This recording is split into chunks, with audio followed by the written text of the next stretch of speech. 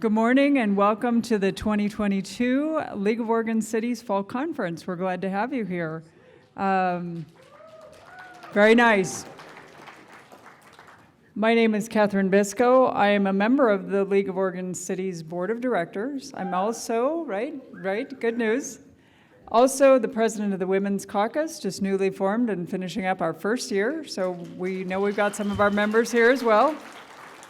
And I serve on the City Council for the City of Philomath.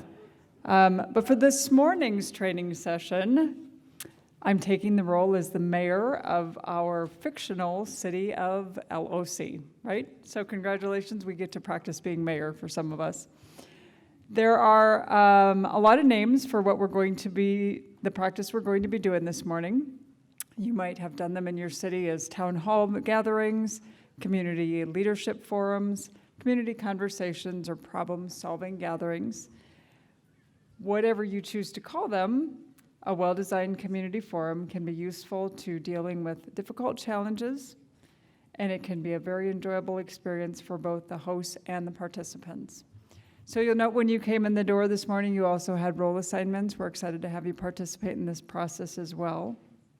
We'll be simulating a 3-hour community problem-solving forum.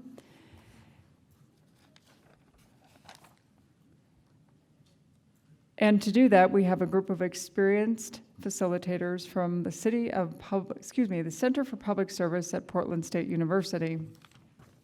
I don't know where you're in the room, but if you don't mind standing up when I read your name, at least so we can recognize where you are. We have Greg Greenway, Senior Fellow for the Center, who has been for the past 2 decades helping governments develop strategies to engage the public in decision-making. He has served on Metro's Public Engagement Review Committee and on the City of Portland's Public Involvement Advisory Committee. Where are you, Greg? Stand or raise your hand. Right, there we go. There's Greg. Next we have Paul Leisner, who is also a senior fellow with the Center for Public Service, served for a decade as the neighborhood program coordinator for the City of Portland. He has a PhD in policy analysis and community engagement from Portland State. So Paul, where are you? There's Paul.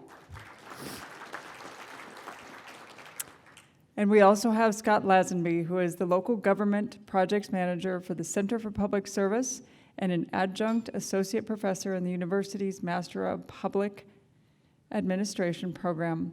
He served for 27 years as city manager for the cities of Sandy and Lake Oswego and as a former member of the LOC Board of Directors. He has a PhD in public policy and administration from Portland State. Scott, where are you? There we go. There's Scott Lazenby. So now, all of you have joined us this morning as participants in our role play. I want to thank you for engaging in this process, and it is time for us to get engaged. Thank you, Mayor.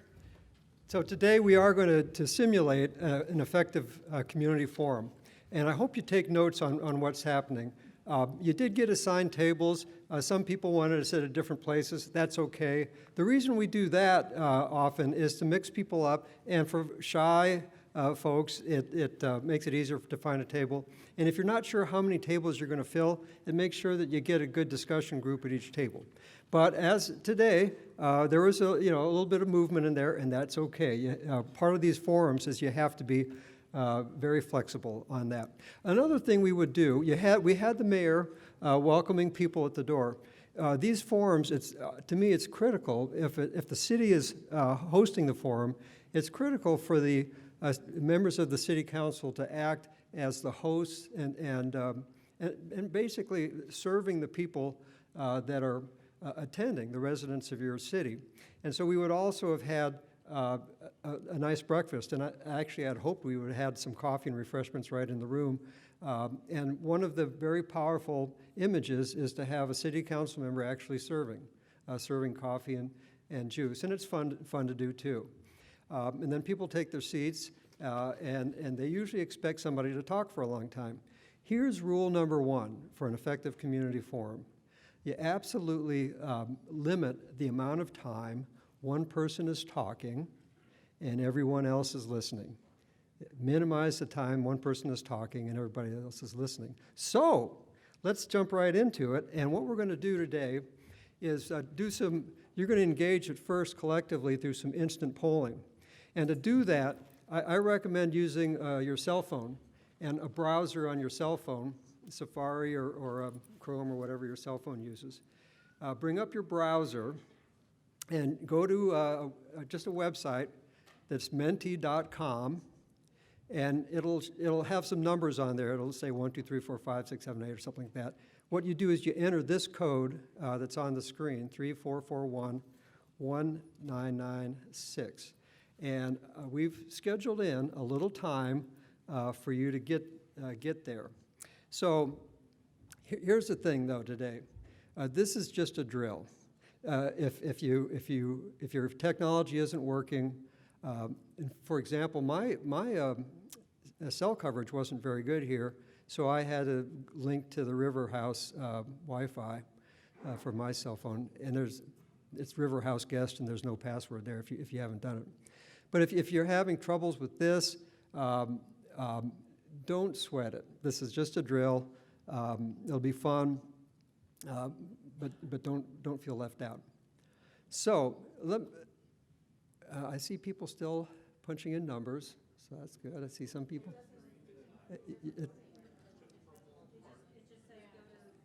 Yeah, it's waiting for the next slide. It's waiting for the next slide.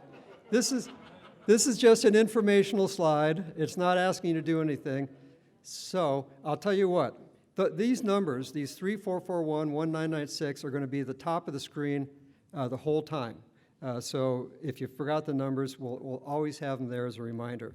So we'll actually go to the first thing, and I actually did the thing. Watch the screen for your name to come up, just to see if you're there, and we see several people are there. Again, on the screen, it's in pretty small writing, but the code number to enter is 34411996. But look at that. We've got a number of people engaging, sharing their name. There's so many of them that it's hard to read. But now, what we're doing here is an icebreaker. We're getting people comfortable with the technology. This instant polling is just fantastic as a way to get people engaged in a very equal participant way. But the first few questions we'll have are pretty easy questions. Wow, wow, I'm showing a lot of folks doing this, so that's good. It's good to see this.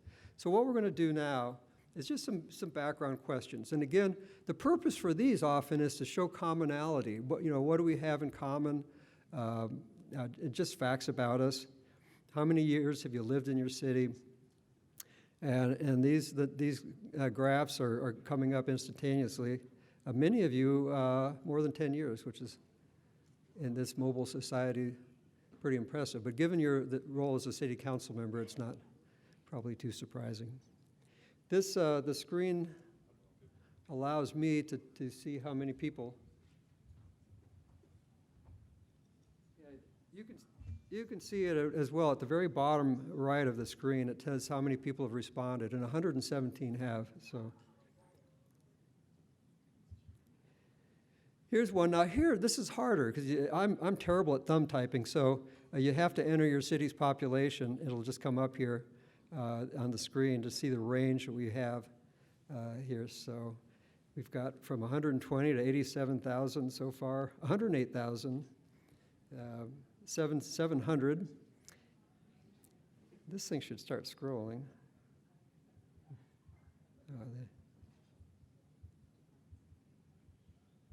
So good. This is the cool thing about the League of Oregon Cities. Such a diversity of city sizes.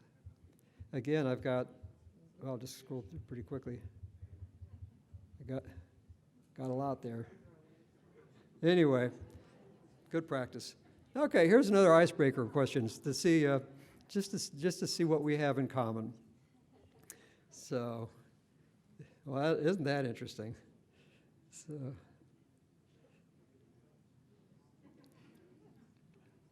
So it looks like most of us have a pet of some sort.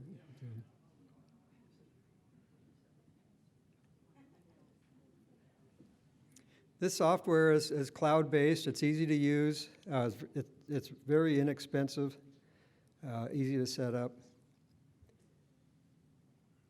Very good. It's pretty smoothly distributed. But 32 of you have 3 or more pets. Very good. Okay, here's where they get a little harder. Well, not harder. Here's where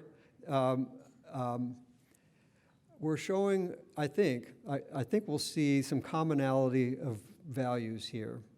You can choose any that apply. Is public engagement good for the city, or is it good for the participant, or both? And not surprisingly, most of you are choosing both. This is something we agree on. And I think in these forums, especially if you have contentious issues, start with some questions that people agree on. In Lake Oswego, we did one on the city's tree ordinance, which was very divisive. But we started with questions that people agreed on. Trees are good for us.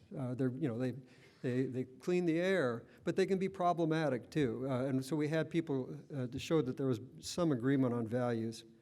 Same thing here. What are the benefits of active public engagement? And you can pick any that apply. Your screen, if you're using a phone, will get a little bit more busy with this one because you have a lot of choices.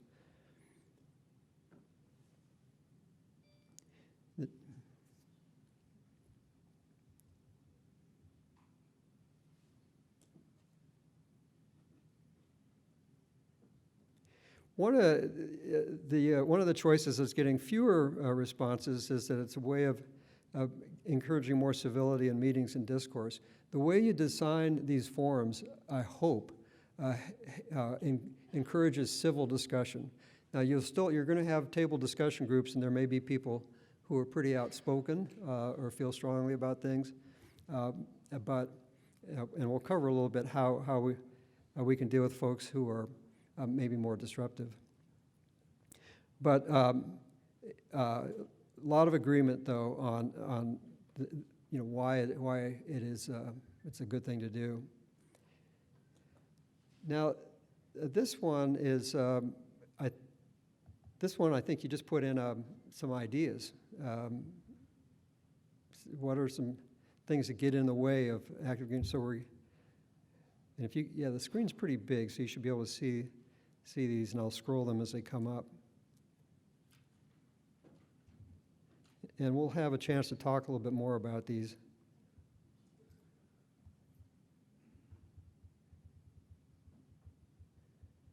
But it's hard to do it. I mean, you're a captive audience because you're here for the conference, but to get 120 people in your city to come to a forum on a Saturday morning can be really challenging. Yeah, these are all. Yeah.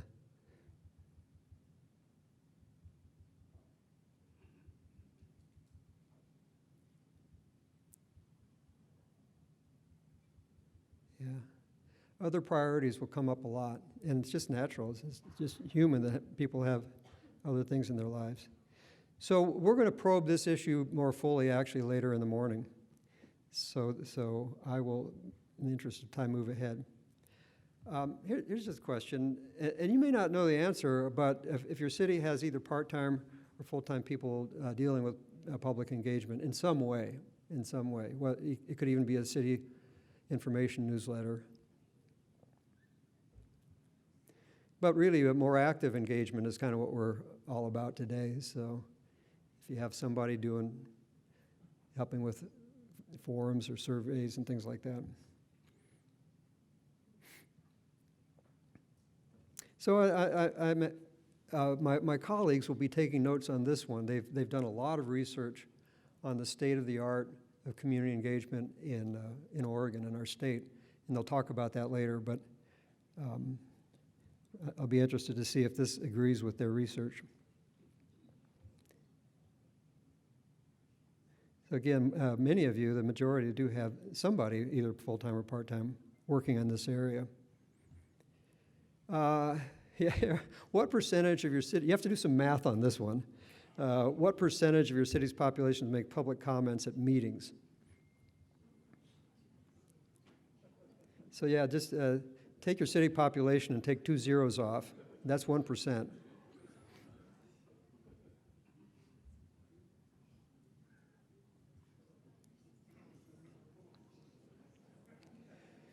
Now, one of the things we'll talk about later is that fewer than 1% is very important. It's important to have that outlet. Their opinions are important, but it may not represent the full spectrum of views in your city. Okay, good. Here's one for you. If you've ever sat through a very contentious, long, until midnight public hearing, is it fun? So, yeah, some of you enjoy it. That's good. And I have to say, as a city manager, I've enjoyed a few of them. So.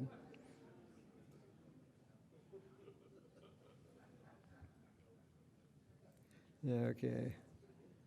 Whoops.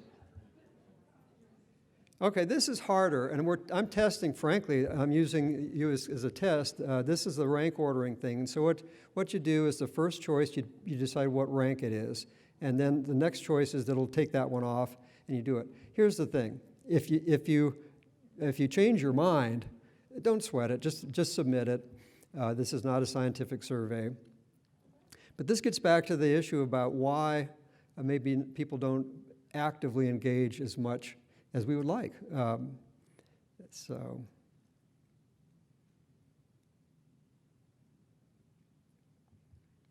these are coming up in real time.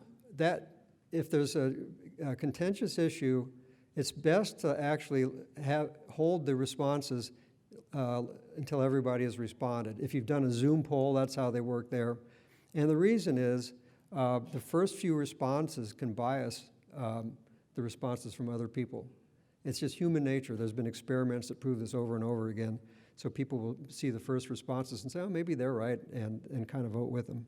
If everybody's staring at their own phones, then it's not as big an issue. But you've, yeah. So, and I think this is probably true. There's things that are higher priorities for folks: family, earning a living, school issues, faith, sports, and other things. It could be watching reality TV. They're just higher priorities. So, very good. So, now, was that fun? I mean, you weren't sitting listening to me. You were engaged. You were providing information. And so, if we had been dealing with a real problem in the community, already we would have had a goldmine of information, and people would have seen. And this is what will happen in these things. People will have seen that there's a lot more commonality than they assume. When you ask basic value questions, they'll see that, but then it gets more difficult. So, what we're going to do is actually get you engaged in a different way. And we're going to use a tool here that should be at every seat at the table. It's the International Association for Public Participation, IAP2. It's their spectrum of public participation. And here's what's so good about it. You know the saying about use the right tool? In this case, using the right tool for public engagement is very critical, and you should use the one that's appropriate for the kind of issue you're going to have. So let's say you're doing a road project and you're going to close off a street. That would fall on the left side, where you do need to inform people. You need to let the residents know that the street's going to be closed. So that's in an informing one. Let's say that you're doing updating your water system master plan, a fairly technical thing, but you might want to consult, have an opportunity for people to comment on that. They probably won't, as laymen, really even want to get involved in a water or sewer system master plan, but at least give them a chance to consult. So those are examples. This forum today, what we're doing is focusing on the right end of collaborating or empowering. That's what you use a town hall or a community forum for. And so that's the technique we're using. But it's not appropriate in all places. If the community isn't going to have a major role in solving the problem or helping to make a decision, it's the wrong tool to use. If you're just seeking advice and input, it's probably the wrong tool. But if you're saying, here's a problem that we just can't solve by ourselves, it's dividing the community, we need your help to find a way out, then you would use the ones on the right. So, check my notes here. And as Catherine noticed, it is dark up here. So what we're going to do is the best way in these forums to participate is in smaller groups. There's a lot of research on this. There's a book called The World Cafe that talks about kind of creating the atmosphere of a group of friends sitting around a table, or friends or strangers, but sitting around a table in a cafe, just kind of sharing thoughts and ideas. And that's what we're going to do today. Here's the thing. We've assigned roles for a facilitator. Now, in the forums I've done, we've been able to have a city council member serve as a facilitator. Or if it's a bigger group, let's say it's an issue involving land use planning, we've also had planning commission members also serve that. We've had a training session for them on facilitation, and there's a lot of research on how to be an effective facilitator. What do you do about if things go wrong? How do you draw out ideas from people who are shy? There's good work on how to do that as a facilitator.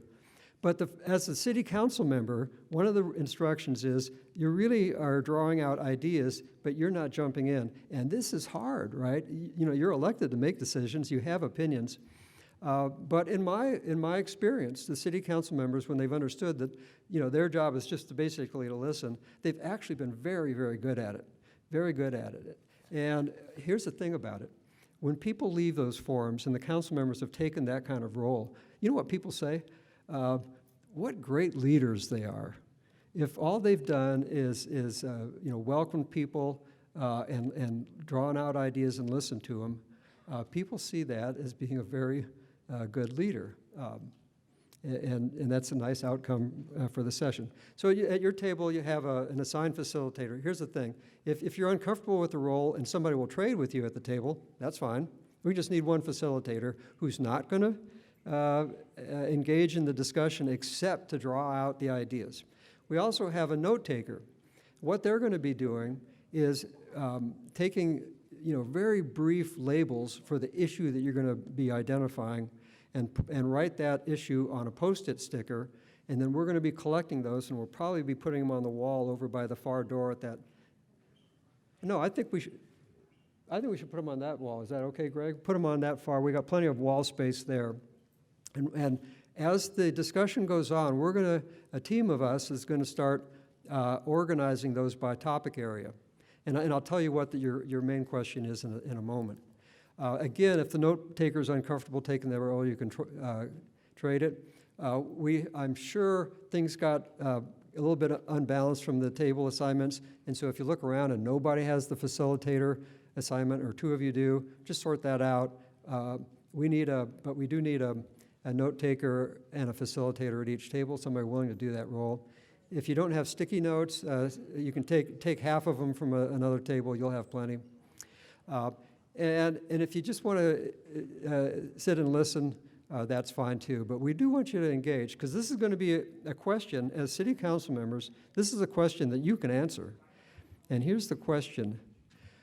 Now, let me back up. Your facilitator, just to warm you up, is going to ask you to do some introductions, and then come up with a few examples on the left side of the IAP2 spectrum to make sure you understand what those are. Under what kind of things in your city would you do the inform or the consult? Just a few examples there.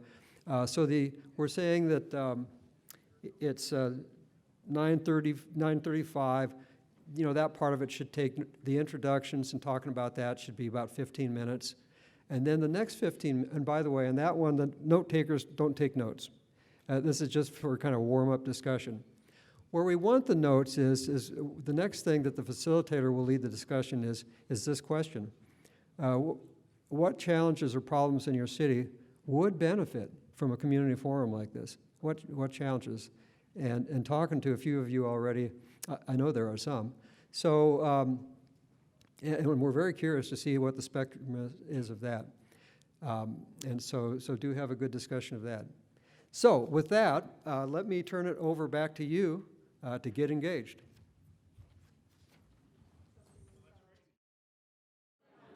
So I don't want to interrupt these great conversations, but I just want to talk a little bit about what's happening in our, if this was a real forum, what would be happening? We've got a team over there organizing in some way these ideas coming. It's difficult to do that on the fly, and when you take a look at them, you may have put them in different groups and things like that.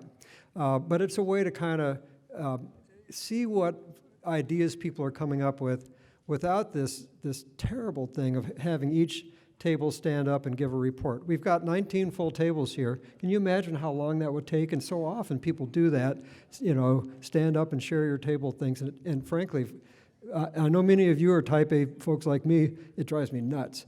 And so this is a way to get the ideas that are generated in a place where you can kind of look at them.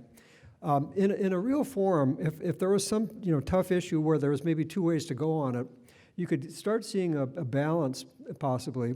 And one thing you can do is the software for instant polling is so easy, you can on the fly throw a question in, so when the group convenes again, you can poll them and say, okay, these are issues that came up in the small groups that are kind of a fork in the road. Which way do you think we should go? It's not that the people are going to necessarily determine it. If you got a 55-45 split, it shows there's still division. But it could be it comes out 90-10, and you think, well, we kind of know which way the thing's going to go.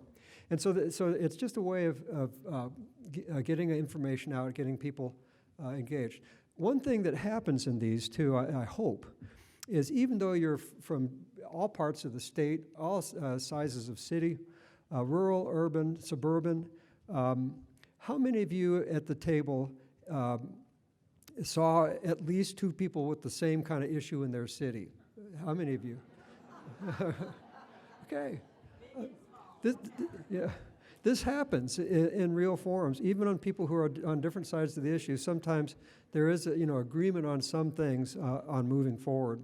And so what I want to do is go ahead and, one thing too, if we had the space, I really recommend doing this not at City Hall, although when we rebuilt our City Hall in Lake Oswego, we designed it to actually allow this. We would have the council chambers serving as kind of a convening group, and then a lot of publicly accessible meeting rooms throughout the building for breakout rooms.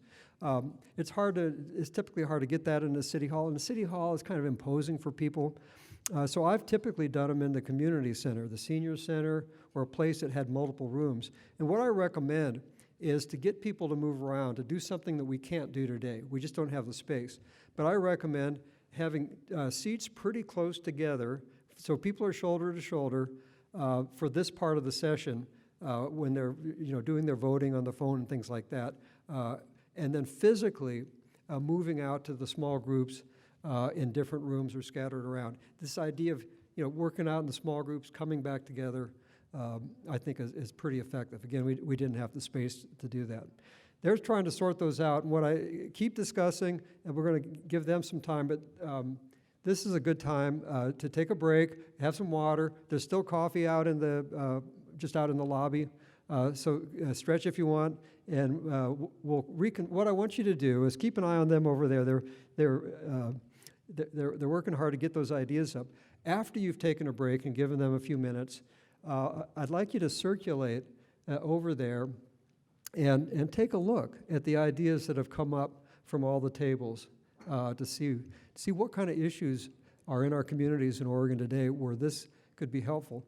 And one thing that encourages me is there's a lot of things. I mean, there's a lot of issues up there, and so you don't need to come up with an excuse to have a community forum. It looks like you have plenty of raw material.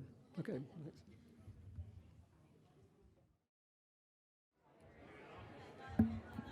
Okay, so if you have not already done so, head over to that end of the room and take a look at the ideas that came up with. There's definitely one that struck a chord with very many of you, and you won't be surprised at which one it is. You can see it by the number of Post-it stickers, but it does cover a lot of different ground. So you have to kind of go to the other end of the table because our Post-it stickers didn't stick to the walls. Okay, this is often the biggest challenge in a forum is, one of the benefits of these things. So if you could take your seat. Peter Block wrote a book called Community. He had worked in the city of Cincinnati. So clap once if you can hear me. Thank you. He had worked in the as a community member of the city of Cincinnati, solving some problems. This was a few decades ago, but he found that the building community, by just participating in something like that, was actually an end in and of itself. He hadn't expected that, and he wrote a book called Community on how beneficial it is. Tim Slater was mentioning that as a former LOC president, he observes that in these conferences, we have the formal training sessions like this, but there's so much networking that goes on in the hallways and in between it, and that's so important. And that's an outcome of the community forums. You can build friendships, neighbors getting to know neighbors, and that's a very positive thing. So when you saw the ideas that came up with, we're just modeling this, and this is so you saw a lot of commonality and issues around housing and homelessness and things like that. So there's a lot of those. I was surprised to see how many on water issues there were in the room. So there are some things, but there's a big diversity too, and you can see that. And again, in a normal forum, you kind of on the fly kind of say, okay, where do we go from here?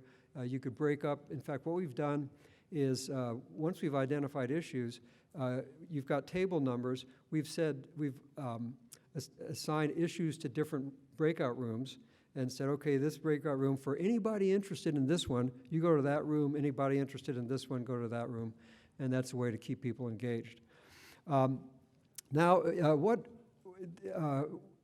thing we're trying to convey too is it's really important how you conduct these things. If people don't feel like they're engaged, that they're not participating, they're not actually talking, at least in a small group, it can be very frustrating for folks. If they don't feel like the elected officials really want to hear what they have to say, if you have experts talking at them most of the time, it can be very frustrating. So it's very important how you do these. And so it's intentional that we've had the small group discussions, had you move around. But we do want to share some information.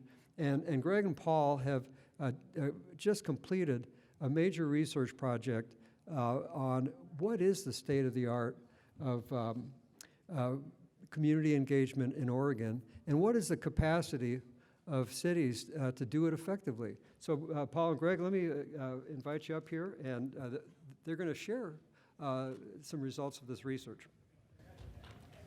Yeah.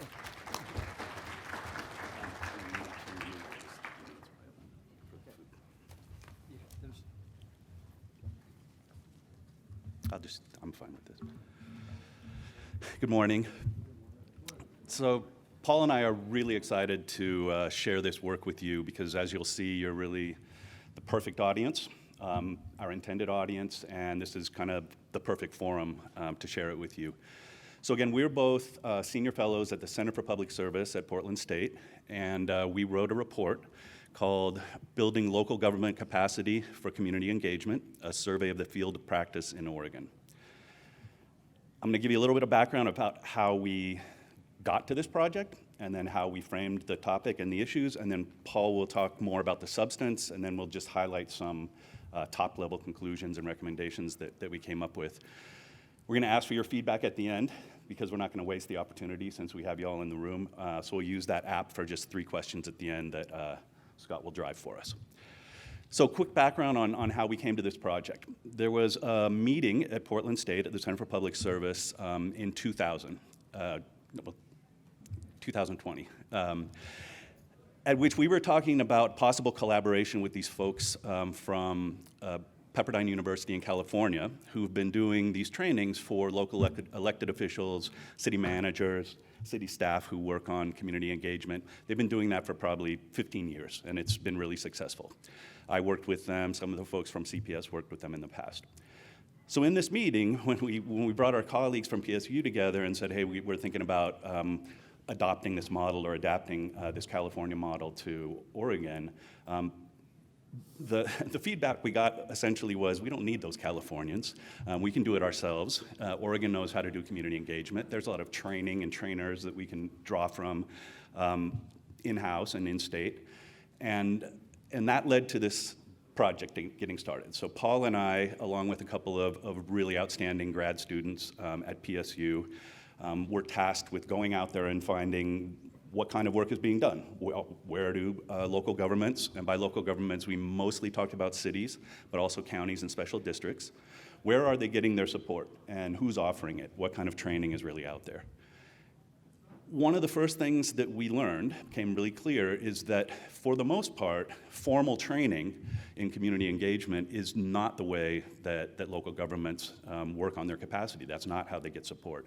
We found a variety of other ways aside from formal training. And so that kind of led us to broaden the scope to this notion of capacity building. How do local governments build their capacity for community engagement through training and other methods?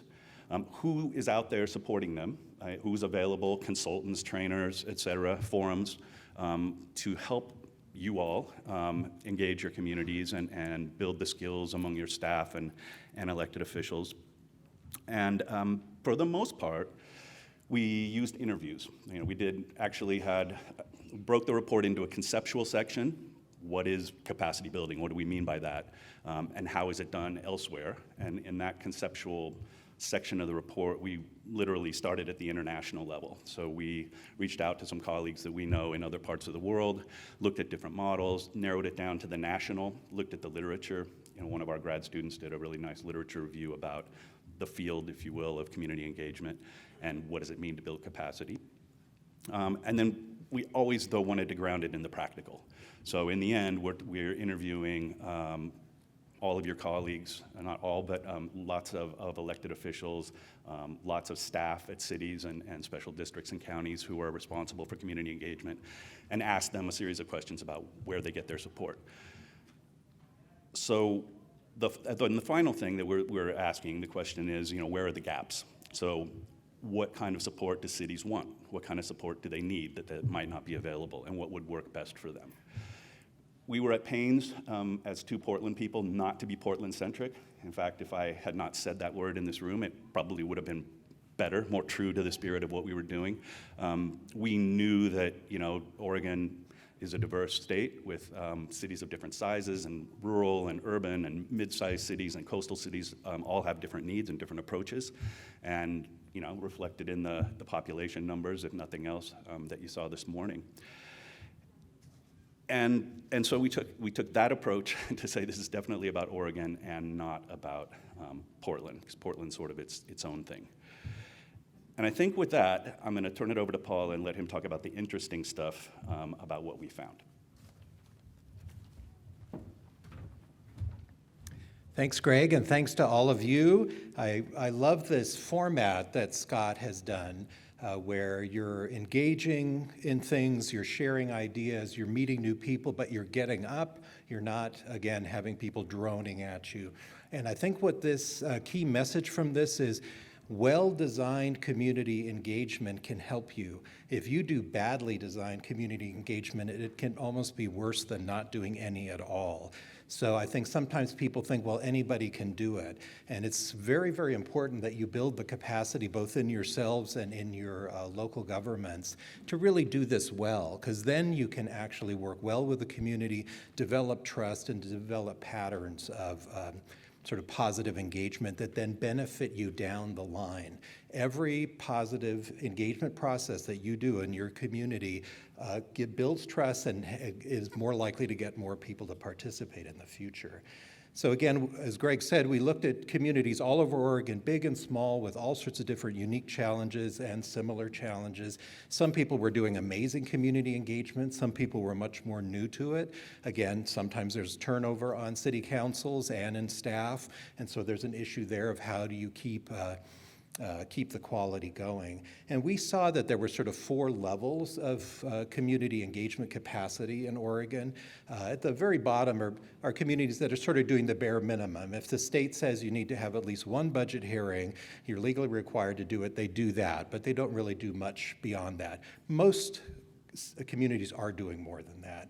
The next level was people are using more traditional kind of community engagement processes. They tend to be more designed to meet the needs of the city and not the needs of the community. And they tend to be more one-size-fits-all and don't always work for everybody in your community, but they're very valid processes to use. Then we're starting to see a lot of you are starting to use these more innovative approaches where you're realizing we've got different people and communities in our community. We need to do targeted outreach, targeted processes, sort of upping the game. So third level is communities that use these kind of skills and best practices intermittently. So maybe you're going to do a visioning process and you just go all out and you do all of the engagement and everything, but then you've got a bunch of your other projects that you do or that your staff do that you fall back into the more traditional mode. That's okay too. Thank goodness that you're doing that innovative stuff. The top level, or the 4th level, there are some communities in Oregon where they're doing this full-blown program and culture change in their government, where they're going from a top-down parent-child approach to public administration to a governance partnership with the community, an adult-adult relationship with the community, and that then involves developing policies and standards, like today with Scott was talking about the IEP2 spectrum. I don't know how many of you have an actual tool for your staff that helps both you and your staff go through and say, well, here's this project or this policy issue or this program development. Do we need to engage the community? How do we know? The community also gets engagement fatigue. It needs to be relevant to them. Do you have a tool that helps you all think that through? Do you have policies in your city government that actually require some level of good quality community engagement and say what that looks like? Your staff are much more likely to do it if there are actual requirements. Making sure that you have good equity policies so that you're really understanding who's in your community, who's being heard and not heard, and that you're able to differentiate your approaches. Building your internal government capacity, so that includes training programs for staff. It's the meanest thing in the world to send some poor engineer who has no public engagement skills out to some neighborhood association or something. We've all seen it happen. They are shaking in their shoes when they go out there. They're a deer in the headlights when they're there, and then they need trauma help afterwards because they're so damaged. So don't do that. Provide some good training programs to help your staff do it well. Many of them will do it well if they know how to do it, and then provide them the support. So best practices, training programs, policies that support that. That's important. But again, a governance partnership ideally is what we're talking about with community engagement. You need to build the capacity of your community and to engage. Some of you probably have groups in your community that are very active. I think Elizabeth was saying who's the usual suspects or the usual 10 people. Oh, they come to every meeting, but you don't hear from anybody else. Well, part of that is building the capacity and reaching out and connecting with other groups. So many of you have done great work not only with traditional geographic groups like neighborhood associations, business districts, but you may have a large Latino community or other immigrant refugee communities, veterans communities, people with disabilities, that you start identifying them and making connections and starting to see, do those groups, are they organized? Can you reach out to them, engage with them? Many cultural groups in Oregon have become very sophisticated at helping work with government to help you reach their people in a very credible way and in a culturally appropriate way. Like the Muslim Educational Trust in Tigard, I believe it, they do a great job of helping local governments connect with all the variety of the different Muslim communities.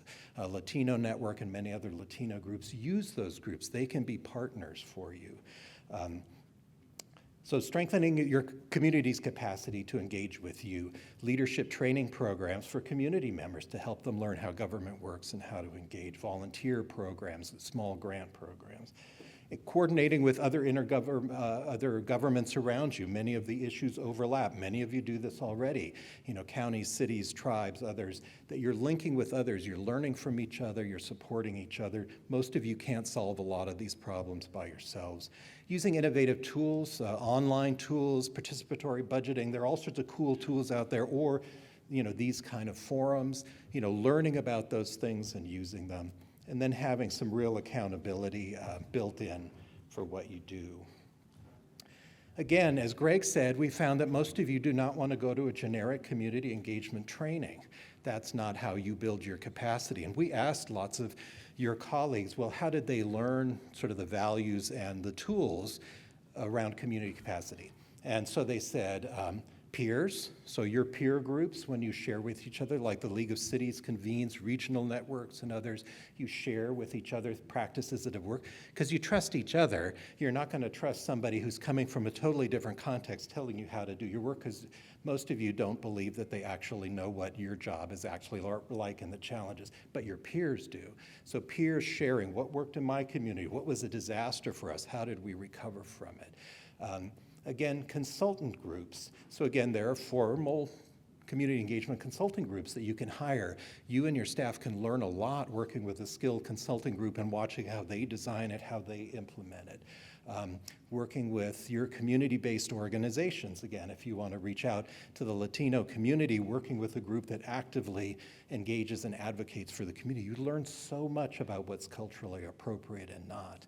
And again, if you come at it with more of a servant mentality than a top-down mentality, you're going to be listening. You're going to be saying to people, what does success look like to you? If you really felt that the city was listening to you and working with you, what would that look like to you? Don't guess, ask them. And just the symbolism of you asking them that gets you a lot of points and starts to build that trust. And then it also gives you valuable information, so you're not designing processes that either further offend or just don't engage your community. So there are formal training programs and trainers. IEP2 does training. There are a lot of you have sent staff to IEP2 training. I remember the city of Milwaukee, I think they sent their city council went to the trainings, or at least started using the methodologies. The whole city council became aware of how to use that. And so there are all sorts of different kinds of tools out there. Another thing you guys said you wanted was, I don't want a training, I want somebody I can call to talk through a situation. So I'm not spending a bunch of money for training that isn't going to be useful to me, or I'm not hiring a consultant that has a certain approach that they don't necessarily listen to you and do what you want. So again, providing more of that consulting, and whether that's consulting with each other or finding people who do that kind of consulting, we saw that was a really crucial value that many of you said. Give me somebody to talk this through with, and then who can connect me to good resources. There are all sorts of skills and training you can get. There is no sort of one kind of training. There's sort of general trainings that are useful if you really want to get up to speed, like IEP2 has a 5-day course where you learn all about process design and how it works. You learn about all these different kind of cool tools. But then there are all sorts of other kinds of trainings around specific issues, and again, how to reach out to culturally specific groups, different types of techniques. So I think, in the interest of saving time here, so again, I think our report will be available soon, but I think what it really helped us do is we tried to model that behavior of going out and not going out with a plan of what we thought you needed, but really listening to you and then trying to help this state move forward in a way to build the capacity, build the connections, so across the state of Oregon, the level of community engagement, the quality of it will increase. So we're excited to see so many of you in this room. That shows you are interested in that, and we want to make sure that you can get the kind of help that really helps you do this well, so you feel good about it. Like that question that was here, do you like public meetings? Well, yeah, you probably hate public meetings if they're bad, but like Scott said, if you have a really well-designed process, it feels really good. To do good community engagement, it feels good. People say positive things to you, they like you, instead of saying, we hate you, you're awful, you're a terrible leader. So most of us want that positive feedback, And doing good community, respectful community engagement is one way to really do that self-care for yourselves as leaders, because you get beat up a lot. And so building that strong relationship with the community can serve you personally as well. So Greg is going to talk to us a little bit about our final conclusions and recommendations. So I'll keep this brief in the interest of time, just hit on some of the very broad highlights of what we concluded and some suggestions that we have for kind of moving this field forward. The first, Paul just noted, one size doesn't fit all. So one of the implications, I think, for folks like yourselves is if you're deciding that you're going to work with a consultant or you're going to have engage some trainer to come and help build the skills of your staff, you should expect them to ask you a lot of questions before they come and tell you what to do. They need to learn about your community, the demographics, the history, the place that you're at on whatever issues that you're working on, and have them tailor their consultation or their training program to your specific needs. I mean, like Paul said, there are organizations like the International Association for Public Participation that will do this broad 5-day overview of techniques and process design and tools that are out there, and that's useful. But in the end, you want support that fits your particular needs.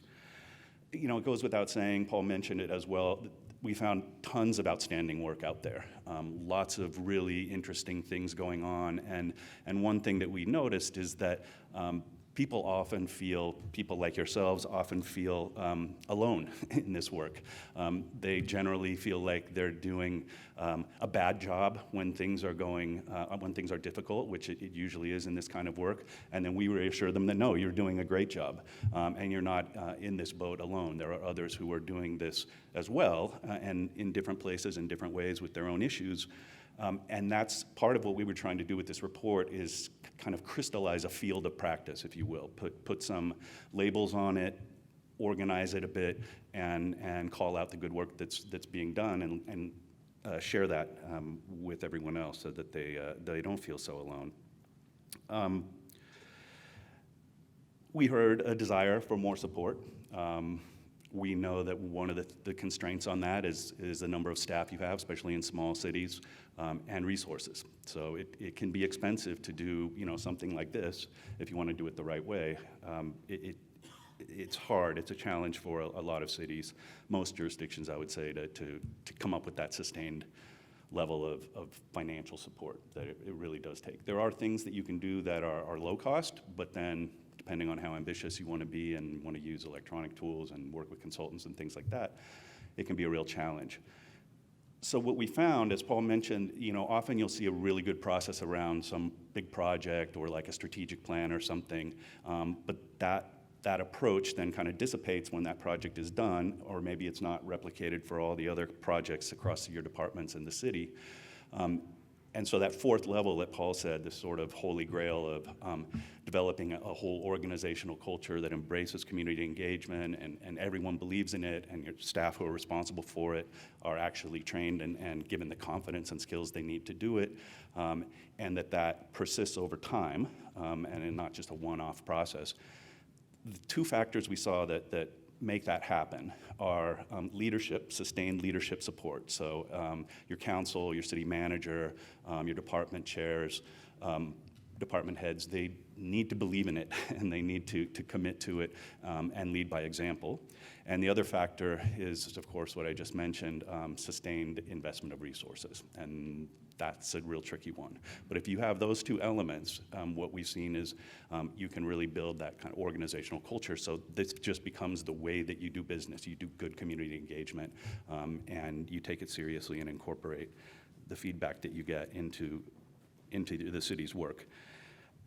I think the last thing I'll say is we heard that when cities do, when local governments do a good job at this kind of work, engaging their community, they see real benefits. So Paul was talking about like the benefits to you in building relationships with the community. There's an element of self-interest in that if you can have a more constructive conversation with the community, sometimes that takes the pressure off you. But we also heard that you get better outcomes. So when you bring in the expertise, the knowledge that your community members have about their own community and maybe some information or perspective that even your staff doesn't have, you often get more creative and better and longer lasting, like more durable solutions that the community accepts. And we heard that over and over. I should say too, there's a whole, Paul mentioned that there's specific kinds of training. I'll just call out one, what's come to be known as diversity, equity, and inclusion.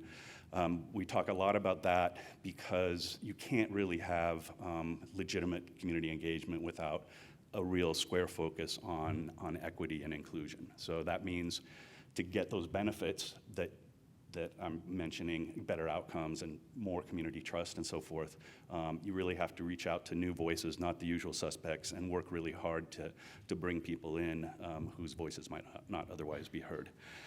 So I figure I'm over time. We have 3 quick questions for you that Scott's going to make happen. You can stay up here. You can talk about them. Oh, you're just pushing buttons for us. Okay, so same process, right? Enter the code into the app, or is it already there? We'll give you time to get back into your browser on your device. Oh, looks, some of you are very quick already. Yeah, so how satisfied are you with the level of active community engagement in your city? And so active meaning what Scott described before, kind of what you were doing around the small tables.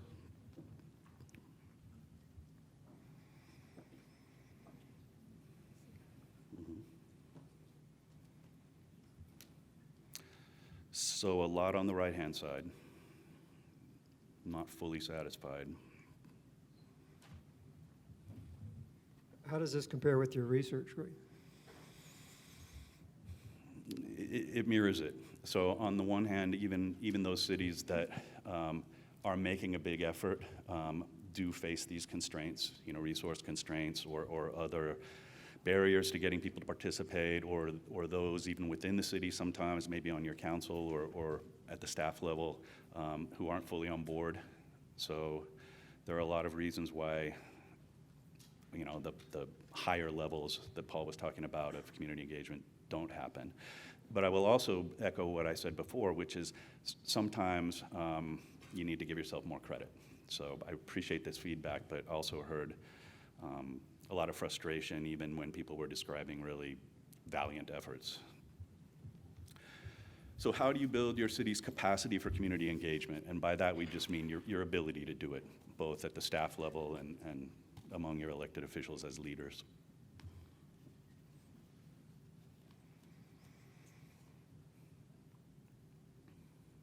I will note too, when we say peer networks, we found that some of them are formal, some are informal, mostly informal. So it's sometimes, you have, public works directors, for example, who have their own kind of association or professional interactions that are structured. But a lot of times people were just telling us that they're just talking to their counterparts in their adjacent cities or folks like they meet at a forum like this.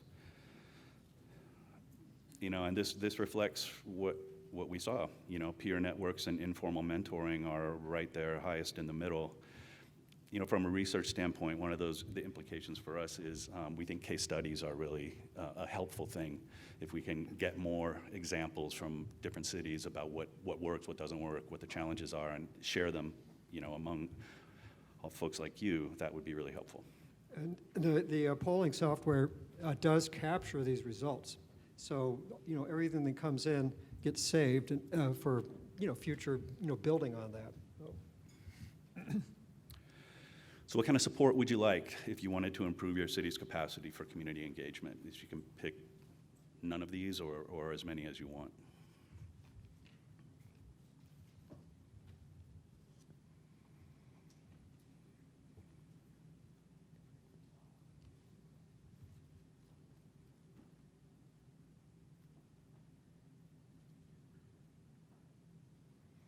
This is interesting. The desire for formal training is interesting because while that might not be the primary way that folks are getting support right now, that doesn't mean that you wouldn't want it.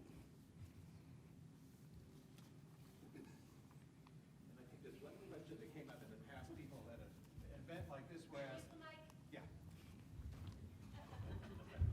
Thank you. Is this on? Yeah.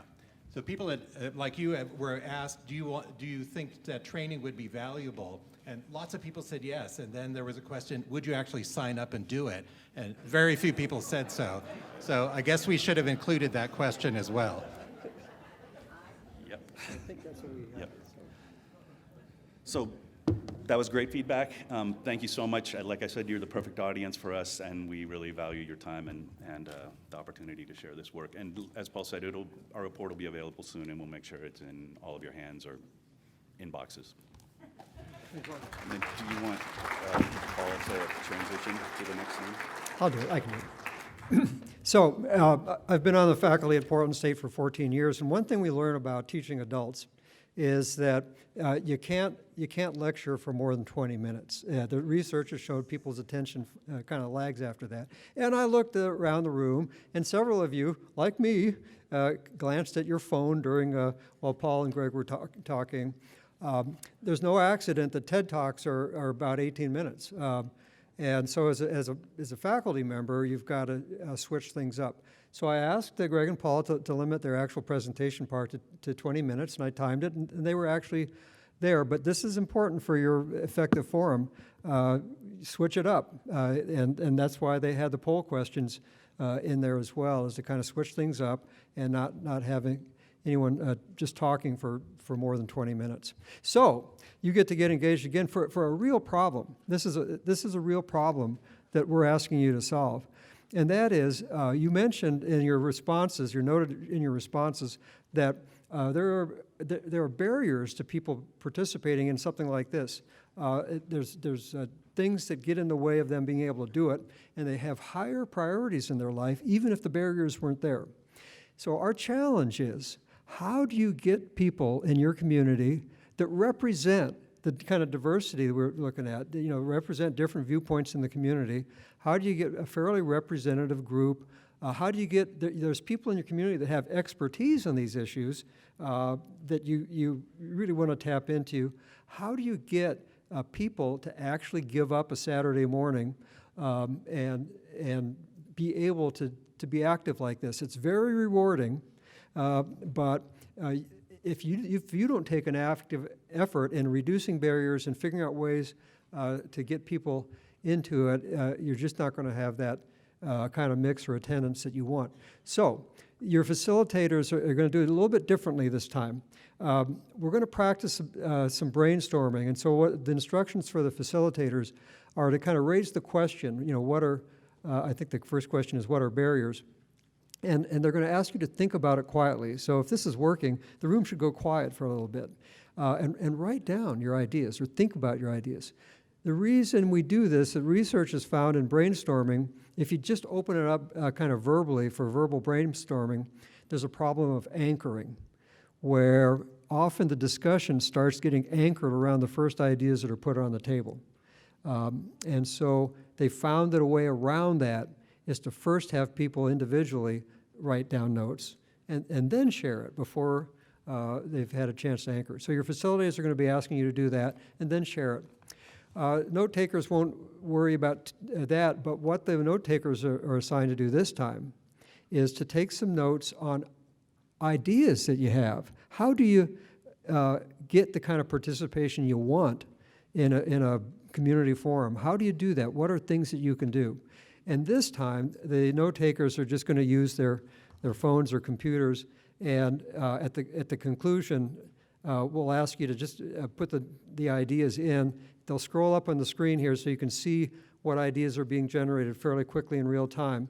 What's even more beneficial to us is that we'll capture those ideas, because this is a real problem. And so you may well come up with ideas that we haven't thought about on how to solve this problem of how to make it possible for people to participate. Does that make sense? Okay, engage. So I see the note takers have found their way into the response. This is, you can keep putting ideas in here, and I'll start scrolling this to see what ideas have come from the table. Again, we're capturing this, so you can see what ideas are coming up with, but it's good feedback for us too. So you have different incentives, snacks. Feeding people is important.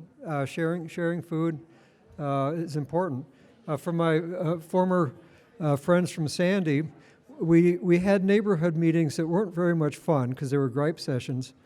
And then the city started doing these ice cream socials in neighborhoods. And the city council members would be serving ice cream. I had as city manager, I had a name tag that said complaints. But people were much happier when we were in the neighborhood. The kids got to crawl around in the police cars and fire engines, and so it's just feeding people is a good thing. Let me see if I can scroll this. Going out to different parts of the community, getting the word out through in different media and languages. These are all good. Good. Neighborhood meet and greet, good. These, very good. Okay, here's one that I want to take a pause on. Formal invitations, in-person invitations. These are so powerful. A phone call from a council member or a top staff person saying, hey, we'd really like you to come. It makes a huge difference. We were talking about that with Catherine, our role-playing mayor of our fictional city today, and she's had direct experience with that, where a direct personal invitation really, really makes a big difference. Good, personal relationships with other groups in the community, a lot of good ideas here.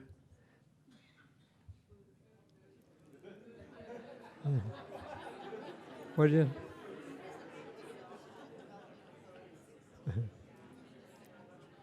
Food, yeah. Yeah, not just childcare, but fun. Make it fun for the kids too, and that often happens. One thing that a lot of cities have that's great for this is you have a recreation department, and they are really good at giving kids something to do.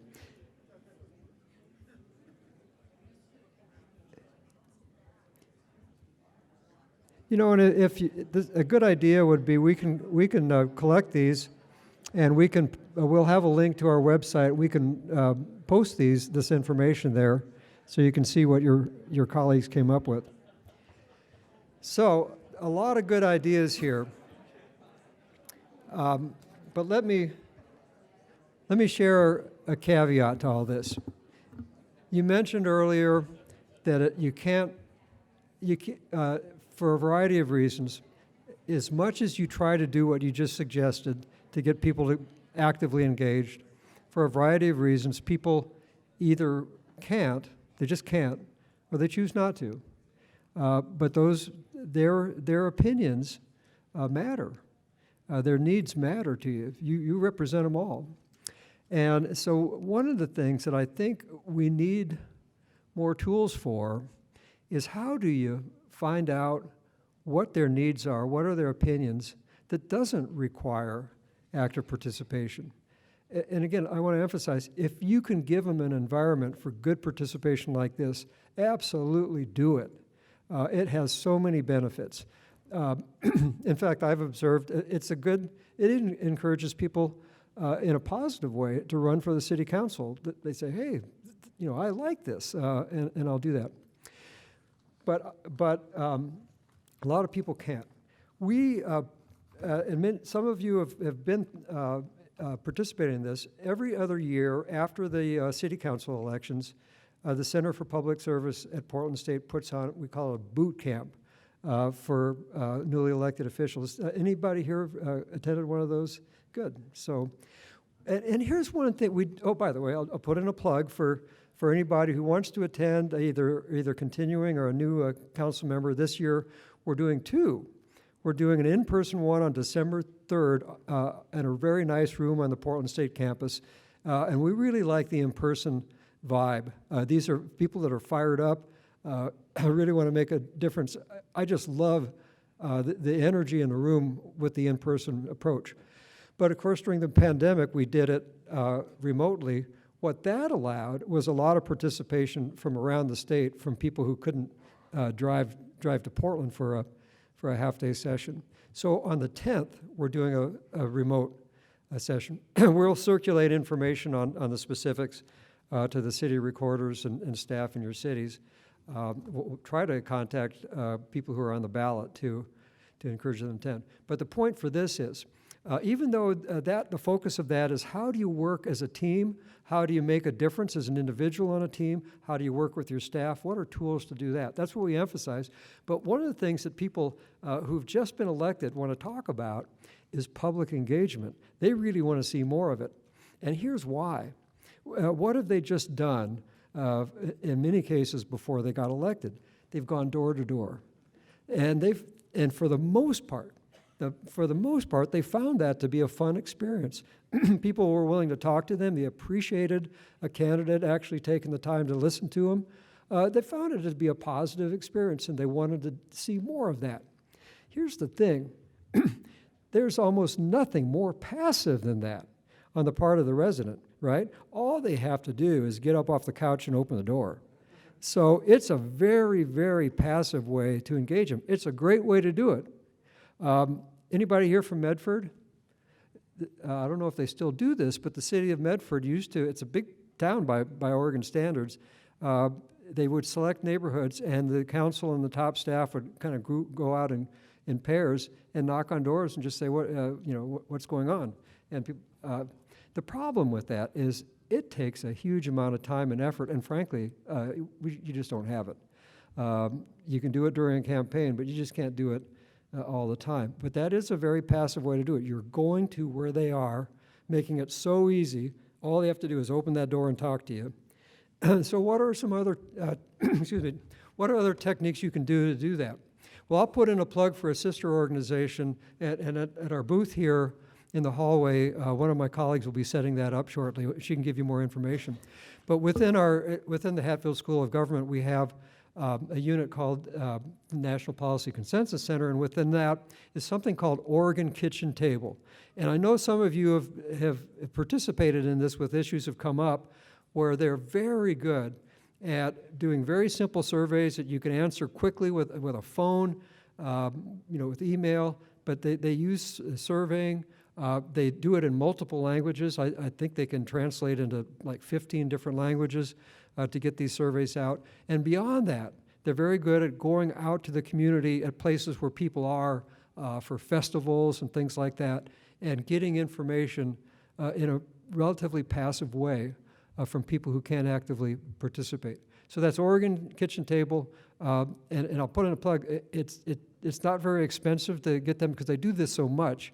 They're very good at it, and I highly recommend that. But that's a way to get people engaged without having them to give up an evening or a Saturday. There's other techniques too. You can do surveys too, very simple ones. In my city, where I'm simply a resident now after I retired as city manager, I got a survey from the city asking for the neighborhood's opinion on a few different alternatives for putting in new pathways, bike and ped pathways, and the engineers had a few different designs, and they wanted to get community feedback. It was a lot of fun. They had pictures of it, and you say, which one do you like best? Very simple, and you really felt like you were engaging, and you could do that, at your kitchen table. It's very simple. There's other ways, though, and one way is just to observe people. Like Yogi Berra says, you can observe a lot just by watching. And so there, if you're able to do it, depending on the situation, if you can kind of prototype policies and ideas and put it out there and see what people's reaction is to that, that's a good way to do it for the areas that you can. This may be an urban legend, but my understanding is a lot of college campuses, when they build new buildings and facilities, they'll put in some pathways, but they won't put in very many. And they'll just watch where the students walk. Do they cut this corner? Do they do that? They'll see this path, this natural path, and then that's where they will build the sidewalk. That's the kind of idea. I wish we could think of more of this.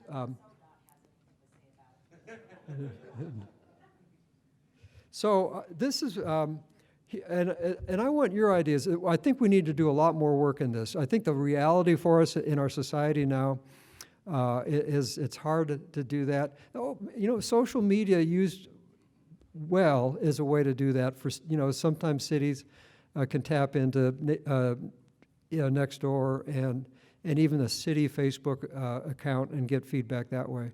But here, if you have ideas, just share them, with us here. I won't spend too much time on this, but this is, I think, an area where we just need to do much more work.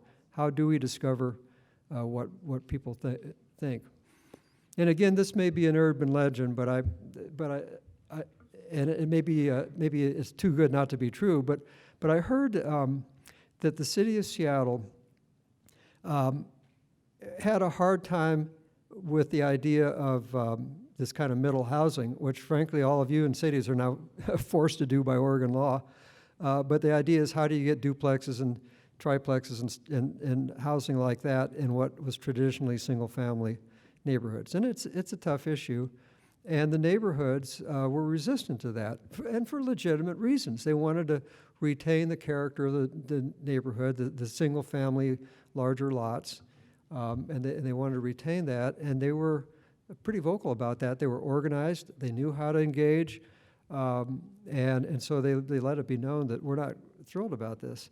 And again, this might be urban legend, but I understand that Seattle actually did a fairly good poll of the residents to try to capture the opinions of the actual residents, and learned that as a whole, the residents were actually open to it. And I believe there was a group that formed out of that were not NIMBYs, but they were yes in my neighborhood, or yes in my backyard. So that's just an example of using a survey to find that out. Surveying is very difficult now in the era of cell phones, by the way. It was much easier when you could use a phone book and do a random. So, hey, I really appreciate this. There's another one that we tried in Lake Oswego called Zen City that uses machine language to monitor what's going on in social media. And so if you have an issue, is it an annexation issue? Is it a downtown development? It kind of monitors social media and gives you summaries of kind of what are people talking about in the community. And guess what we found? Guess what we found? These issues that we thought we were burning issues for the whole city really didn't show up on social media. What showed up on social media was, frankly, school athletics and issues involving the school. It wasn't city issues at all, and it was humbling for us in a way, but it was also a relief. We thought people were really up in arms, and the social media said, they're not even talking about it. So, with that, let me share some resources here. Here's the link for the website where we do have a lot more information on this and other services. So it's just something that you can keep a note of. It's called pdx.edu because Penn State or somebody took the PSU thing, so we got stuck with PDX at the university. But the rest of it is pretty easy to do. Another thing, and I highly recommend it, you have your conference app. Now, if you look at the app for this session, if you haven't looked at it today, at the very bottom is Documents. And there are two digital handouts in there. One of them is just a kind of a fact sheet about what the Center for Public Service does for local governments. And in that is my contact information and the contact information for our director, Sarah Salzberg. So if you have any follow-up questions, definitely let me know. Oh, and by the way, on that one we just did too, if you had ideas on either how to get people to participate or how do you provide, how do you get information out passively, if you've got ideas that are too long to fit in that little thing, send me an email and I will ask you to give me more information on that. The other handout in there is kind of a 4-page tips for holding a forum like this. And so if you kind of forget what we did today, it kind of lays out, here are the tips on how to do it, and even a sample schedule. That's there. At this address that I have up here now too, we hope within the next couple of weeks, the final version of the report that Paul and Greg produced will be published there too. It's full of information, resources, what other cities are doing. It's just a gold mine of information, and they're doing the final editing of that, and that should be out in a couple weeks. One caution I would make is in an event like this, one thing we do like to see is a lot of ways for people to provide feedback. In your small group discussion, some people were more shy than others, right? And some people prefer to write down their ideas. And so we often have just a sheet saying, here, give us your written comments too. We'll collect those, and those are important. You could collect those on the way out. You could also ask people to say, how do you want to continue to be engaged? Do you want to be on an email list and just be kept informed? Do you want to stay actively engaged and do that? The one caution is to take the subset of people that you've managed to talk into giving up a Saturday morning, taking the subset that's able and willing to spend more time on it. The reason is often it is not a representative group. If you think about it, they may, they may kind of self-select because they feel strongly and they want it to go one direction that maybe the forum really wasn't going. So I'd be really careful about that. But it's not to shut them out. You want to keep people informed. What I recommend, another form of semi-passive feedback is use of focus groups.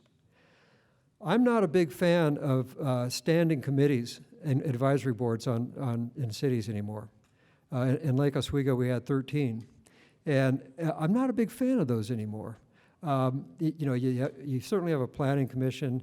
My friend Kathleen Walker was like a founding member of Sandy's Parks Commission, how many decades ago? And what I think we need in our communities to involve more people and more diverse viewpoints, and it takes more effort, is to have more focus groups on the issues where you bring together people intentionally and in a focus group, but you want to get a balanced view. Here's a good example for something that people have struggled with is the issue of short-term rentals. People who want to have rentals feel strongly about it. People who don't want them in their neighborhood. And so using a kind of a focus group of people with both views to see if you can chart a course down the middle can be really helpful. So, but again, rule number one, I'm violating it right now, minimize the time. You have one person talking and other people listening. So we got one more fun activity coming up, and Catherine Biscoe, our role-playing mayor, will come up here to close our formal session. Yeah, you have a question? The list of all of the ideas that have been put up there, are we going to be able to get that list?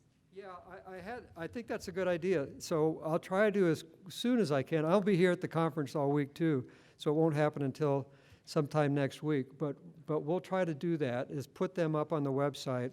At that website, it should take you to the local government page, and we'll have some link there if you're interested in doing that.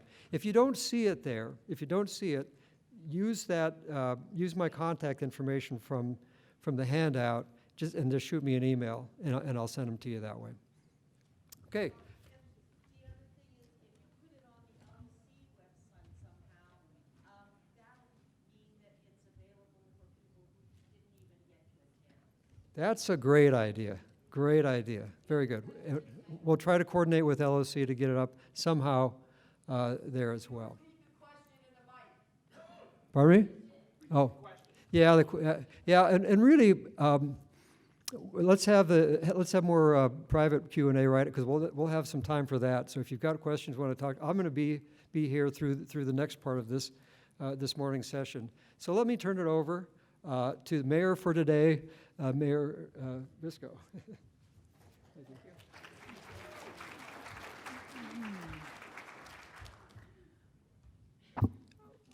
Well, so again, Catherine Bisco, mayor of the fictional city of LOC. I want to thank all of you for being here today and taking the time not only to participate, but also to put this time towards an investment in your cities and how we can better engage with our public and our constituents and those folks that sometimes are unheard in these spaces. Definitely want to thank each and every one of you for participating in your roles. We're glad you were able to interact with this group. We had note takers, facilitators, counselor representation, and citizens at our tables. For those of you that got the chance to take a look at our colored Post-it notes over there, you can see what kind of engagement we're getting and the kind of feedback that we're seeing just from this group right here. So thanks to all of you for participating in that role play model. It's super important that we have your engagement and that participation as well.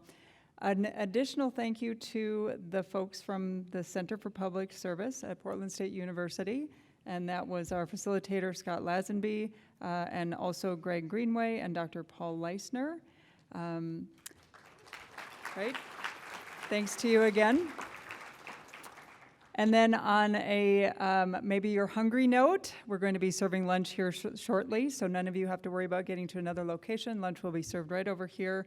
And most of all, and most fun and most important, is once we wrap up here, which will be in just a moment, you are invited to continue on with Let's Get Engaged and get to know some of the folks at some of the other tables as well and continue in the conversation. So thanks again to everybody. We're glad you joined us, and enjoy the rest of your conference.